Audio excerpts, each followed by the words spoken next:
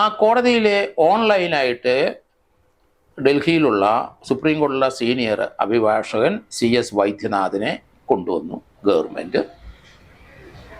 ആ വൈദ്യനാഥ് 25 ലക്ഷം രൂപ KSIDC കൊടുത്തു. അടുത്ത ഒരു അപ്പിയറൻസ് കൂടെ ഉണ്ട് 12-ാം തീയതി. ആ 12-ാം തീയതി അടുത്ത 25 ലക്ഷം കൂടെ കൊടുക്കണം. എങ്ങനെ പോയാലും സർക്കാരിൻ്റെ ഷെയർ 1 കോടി ചെല്ലുവാനേ ഉള്ളൂ. ഈ CMRലേക്ക് ഏകദേശം അത്രയും തന്നെ ഫീസ് കൊടുക്കുകയാണ്, അത്രയും തന്നെ വക്കീൽ ഫീസ് കൊടുക്കുകയാണ്. അതെന്തിനാണ് അങ്ങനെ കൊടുക്കുന്നത്? നമസ്കാരം. വീണയെ രക്ഷിക്കാൻ കോടികളെറിഞ്ഞ സുപ്രീം കോടതിയിലെ വമ്പൻ സ്രാവിനെ വിലക്കെടുത്ത് പിണറായി വിജയൻ. വീണയുടെ കമ്പനിയായ എക്സാലോജിക് കർണാടക ഹൈക്കോടതിയിൽ സമർപ്പിച്ചിരിക്കുന്ന ഹർജിയിൽ വീണയ്ക്ക് വേണ്ടി ഹാജരാവുന്നത് സുപ്രീം കോടതിയിലെ തന്നെ പ്രശസ്തനായ അഭിഭാഷകനാണ് എന്ന് റിട്ടയർഡ് SP ജോർജ് ജോസഫ്. ഏത് വിധേനയും മകളെ രക്ഷിച്ചെടുക്കാനായി മണിക്കൂറിന് ലക്ഷങ്ങൾ വിലയിടുന്ന സുപ്രീം കോടതിയിലെ സീനിയർ സ്രാവിനെ തന്നെ പിണറായി വിജയൻ എത്തിക്കുകയായിരുന്നു എന്നാണ് റിപ്പോർട്ടുകൾ. കേരള ഹൈക്കോടതിയിൽ ഷോൺ ജോർജ് ഫയൽ ചെയ്ത ഹർജിയിൽ സുപ്രീം കോടതി അഭിഭാഷകനായ CS വൈദ്യനാഥനാണ് വീണയ്ക്ക് വേണ്ടി ഹാജരായത്. 25 ലക്ഷം രൂപയാണ് ഈ കേസിൽ ഹാജരായതിന് KSIDC വൈദ്യനാഥന് നൽകിയത്.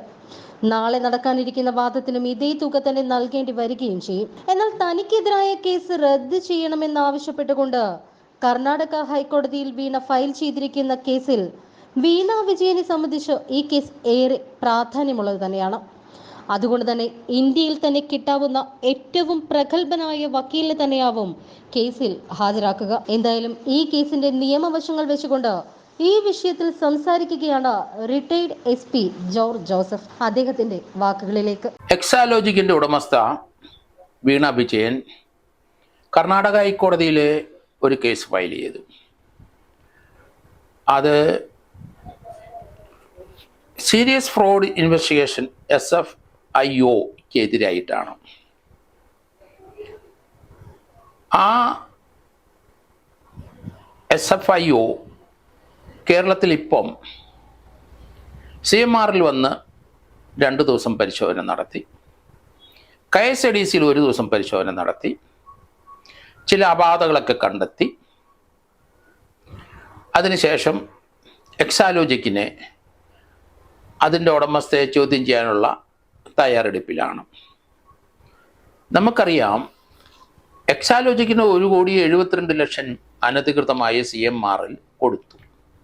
CMRൽ എന്ന് പറയുന്നത് കരിമണൽ ആലപ്പുഴ ഭാഗത്തു നിന്നും കൊല്ലം ഭാഗത്തു നിന്ന് കരിമണൽ കൊണ്ടുവന്ന് റൂട്ടയിൽ ഉണ്ടാക്കി അവർ വിദേശത്തേക്ക് എക്സ്പോർട്ട് ചെയ്യുകയാണ്. അതിന് വിദേശത്തു നിന്ന് ധാരാളം ഫണ്ട് വരും. CMRൻ്റെ ഡയറക്ടർ കർത്തായാണ്. ധാരാളം പണം വന്നു ചേരും. കേരളത്തിൻ്റെ പ്രകൃതി സമ്പത്ത്, ഇന്ത്യയിൽ കേരളത്തിൽ മാത്രമുള്ള ഈ കരിമണൽ ലോകത്ത് അതിൽ നിന്ന് ഉൽപ്പാദിപ്പിക്കുന്ന റൂട്ടയിൽ വളരെയധികം പ്രോഡക്റ്റിന് ആവശ്യമുള്ള ഘടകമാണ്. അപ്പോൾ അതിന് വിദേശത്ത് നല്ല ഡിമാൻഡുണ്ട്. വലിയ പ്രൈസിനെ വിറ്റ് പണം ധാരാളം വരുന്നു. CMR വരുന്ന പണം സർക്കാരിൻ്റെ KSIDCക്ക് അതിനകത്ത് 14% ഷെയറുമുണ്ട്. അതുകൊണ്ട് സർക്കാർ പൊതുമേഖലാ സ്ഥാപനമായ KSIDCയുടെ ഒരു പാർട്ട്ണർ, KSIDCയുടെ 14% ഷെയറുള്ള ഒരു കമ്പനി തന്നെയാണ് CMRൽ. സ്വാഭാവികമായിട്ട് സർക്കാരിന് മുടക്കിയ പൈസയ്ക്ക് അവിടെ നിന്ന് പണം, അതിൻ്റെ പ്രോഫിറ്റ് വരണം. പക്ഷേ ഇപ്പം CMRൻ്റെ അവിടെ നിന്ന് വീണ വിജയനും PV എന്ന് പറഞ്ഞ ഒരാൾക്കും കേരളത്തിലെ പ്രമുഖ രാഷ്ട്രീയക്കാർക്കും എല്ലാ പാർട്ടിയിലുള്ളവർക്കും അവിടുന്ന് പണം ലഭിച്ചുകൊണ്ടിരുന്ന 12 പേരുടെ ലിസ്റ്റ് CMRൽ പുറത്തുവിട്ടു. ഇതിൻ്റെ എക്സാലോജിക്കിനെ പറ്റി ആരോപണങ്ങൾ വെളിയിൽ വന്നപ്പം കേന്ദ്ര കോർപ്പറേറ്റ് മന്ത്രാലയത്തിൻ്റെ കീഴിൽ ആദ്യം തുടക്കത്തിൽ രജിസ്ട്രാർ ഓഫ് കമ്പനി ഇതേപ്പറ്റി ഒരു അന്വേഷണം നടത്തി. കർണാടക, പോണ്ടിച്ചേരി, കേരളത്തിലുള്ള റീജിയണലായിട്ടുള്ള രജിസ്ട്രാർ, സെൻട്രൽ ഗവൺമെൻറ്റിലെ 3 രജിസ്ട്രാർമാർ ഒരു പ്രാഥമിക അന്വേഷണം നടത്തി. അതിനകത്ത് ചില ഫ്രോഡ്, ചില സംഭവങ്ങൾ സംശയിക്കുന്നതായി പറഞ്ഞിട്ട് അത് സീരിയസ് ഫ്രോഡ് ഇൻവെസ്റ്റിഗേഷനിലേക്ക് കേന്ദ്ര കോർപ്പറേറ്റ് മന്ത്രാലയത്തിൻ്റെ കീഴിലുള്ള സീരിയസ് ഫ്രോഡ് ഇൻവെസ്റ്റിഗേഷനിലേക്ക് കൊടുത്തു. അവരാണ് CMRലും KSIDCയിലും വന്നത്. ഇനി അവരുടെ ടേണ് എക്സാലോജിക്കിലെ ഉടമസ്ഥയെ ചോദ്യം ചെയ്യണം. അത് ചോദ്യം ചെയ്യാതിരിക്കാൻ വേണ്ടിയിട്ട് കർണാടക ഹൈക്കോടതിയിൽ കേരള ഹൈക്കോടതി ഷോൺ ജോർജ് ആദ്യം ഒരു കേസ് കൊടുത്തിരുന്നു. അത് കോടതി പരിഗണിച്ചു. ആ കോടതിയിലെ ഓൺലൈനായിട്ട് ഡൽഹിയിലുള്ള സുപ്രീം കോടതിയിലുള്ള സീനിയർ അഭിഭാഷകൻ CS വൈദ്യനാഥിനെ കൊണ്ടുവന്നു ഗവൺമെൻറ്. ആ വൈദ്യനാഥ് 25 ലക്ഷം രൂപ KSIDC കൊടുത്തു.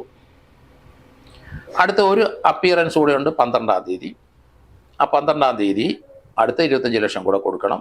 എങ്ങനെ പോയാലും സർക്കാരിൻ്റെ ഷെയർ 1 കോടി ചെല്ലുവാനേ ഉള്ളൂ. ഈ CMRലേക്ക് ഏകദേശം അത്രയും തന്നെ ഫീസ് കൊടുക്കുകയാണ്, അത്രയും തന്നെ വക്കീൽ ഫീസ് കൊടുക്കുകയാണ്. അതെന്തിനാണ് അങ്ങനെ കൊടുക്കുന്നത്? ഇപ്പം വന്ന് നമ്മൾ നോക്കുമ്പോൾ KSIDCയിൽ അവർക്ക് CMRലെ അത്രയും ഷെയർ ഉള്ളതുകൊണ്ട് ഇവിടുന്ന് ഒരു ഡയറക്ടറെ അങ്ങോട്ട് വിടണം. ഒരു ഡയറക്ടർ അവിടെ പോയി അവരുടെ ഡയറക്ടർ ബോർഡ് മീറ്റിങ്ങിൽ പങ്കെടുക്കണം. ആ ഡയറക്ടർക്ക് TADA മറ്റ് സൗകര്യങ്ങളെല്ലാം കിട്ടും. CMRലായതുകൊണ്ട് ചെറിയ പോക്കറ്റ് മണി നല്ല തുക കിട്ടും എന്ന് ഞാൻ കരുതുന്നു. ഈ ഡയറക്ടർ പിന്നാലെ മറ്റ് 2 ഡയറക്ടർമാരും കൂടെ KSIDCയിൽ അവിടെ പോയി. ആദ്യത്തെ ഡയറക്ടർ റിട്ടയർ ചെയ്തു, എന്നാലും അവിടെ ചുറ്റിപ്പറ്റി നിന്നു. 2ാമത്തെ ഡയറക്ടർ പോയി, അങ്ങേര് റിട്ടയർ ചെയ്തു, അവിടെ ചുറ്റിപ്പറ്റി നിൽക്കുകയാണ്. 3ാമത്തെ ആളും പോയി. 3 പേരും റിട്ടയർ ചെയ്തവരാണ് ഇപ്പോൾ അവിടെ ഉള്ളവർ. അവർക്ക് സർക്കാർ സർവീസിൽ തുടരാൻ അവകാശമില്ല. CMRൽ അവിടെ ഡയറക്ടർ ബോർഡിൽ നിൽക്കാനും അവർക്ക് അവകാശമില്ല. ഇപ്പോൾ 4ാമതൊരാളെ ഇവിടുന്ന് പറഞ്ഞയച്ചു, അത് അങ്ങേരും അവിടെ ചെന്നിരിക്കുന്നു. അപ്പം 4 പേര് ഡയറക്ടർമാരവിടെ ഉണ്ട്. അതിൻ്റെ ഒരു ആവശ്യമില്ല, ഒരാളുടെ ആവശ്യമേ ഉള്ളൂ. പക്ഷെ 4 പേരും അവിടുന്ന് പണം പറ്റുന്നു, അത് കണ്ടെത്തിയിട്ടുണ്ടാവണം. അതിനെപ്പറ്റി ഡീറ്റെയിൽസ് ചോദിച്ചു. KSIDCയുടെ ബാലൻസ് ഷീറ്റും മറ്റേത് മറിച്ച് ചോദിച്ചപ്പോൾ KSIDC ഹൈക്കോടതിയിൽ പോയി. ഇപ്പം അതിൻ്റെ ബാക്കി പത്രമായിട്ട് എക്സാലോജിക്ക് ബാംഗ്ലൂർ രജിസ്റ്റർ ആയതുകൊണ്ട് അവിടെ നിന്നും എക്സാലോജിക്കിന് നോട്ടീസ് പോയി. വീണ വിജയനെ അപ്പിയർ ചെയ്യാനുള്ള സാധ്യത കുറവാണ്. അവർ സുപ്രീം കോടതി അഭിഭാഷകനെ ഉപയോഗിച്ചിട്ട് കർണാടക ഹൈക്കോടതിയിൽ ഒരു കേസ് ഫയൽ ചെയ്തു. എന്താണ് കേസെന്ന് അവർക്കറിയില്ല. അതിൻ്റെ ഡീറ്റെയിൽസ് വേണം. ഇപ്പോൾ എന്താണ് കണ്ടുപിടിച്ചിരിക്കുന്നത് അത് അറിയാനുള്ള അവകാശം അവർക്കുണ്ട്. അതുകൊണ്ട് കോടതി തനിക്കെതിരായിട്ടുള്ള കേസ് എന്താണെന്ന് അവരറിയണം, അവരെന്ത് കണ്ടെത്തിയെന്നറിയണം, അത് വെളിപ്പെടുത്തണം. അതാണ്. അതുകൊണ്ട് ഈ അന്വേഷണം റദ്ദ് ചെയ്യണം. ഇതാണ് ഇപ്പം കർണാടക ഹൈക്കോടതിയിലെ എക്സാലോജിക്കിൻ്റെ വീണ വിജയന് വേണ്ടി ഹാജരായ വക്കീലിൻ്റെ വാദഗതി.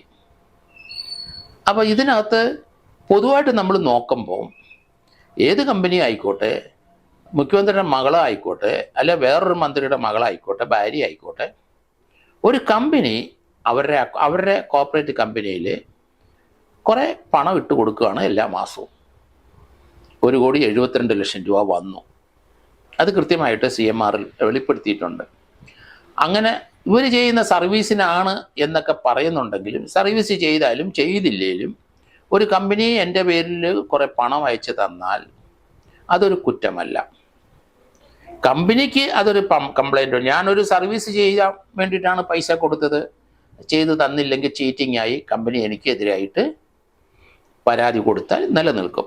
പക്ഷെ ഇപ്പോൾ കമ്പനിക്ക് വീണ വിജയനെതിരായിട്ട് യാതൊരു പരാതിയില്ല. അവിടുന്ന് 1,72,00,000 അവർക്ക് കിട്ടിയിട്ടുണ്ട്.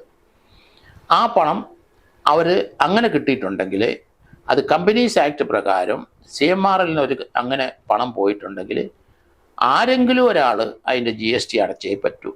സെൻട്രൽ ഗവൺമെൻറ് ഇങ്ങനെയുള്ള ട്രാൻസാക്ഷൻ GST കിട്ടിയേ പറ്റുള്ളൂ. അപ്പോൾ അത് CMR തന്നെ വീണ വിജയന് വേണ്ടി അടച്ചു. അപ്പോൾ ആ കുറ്റം നിന്ന് അവർ 2 പേരും ഒഴിവായി.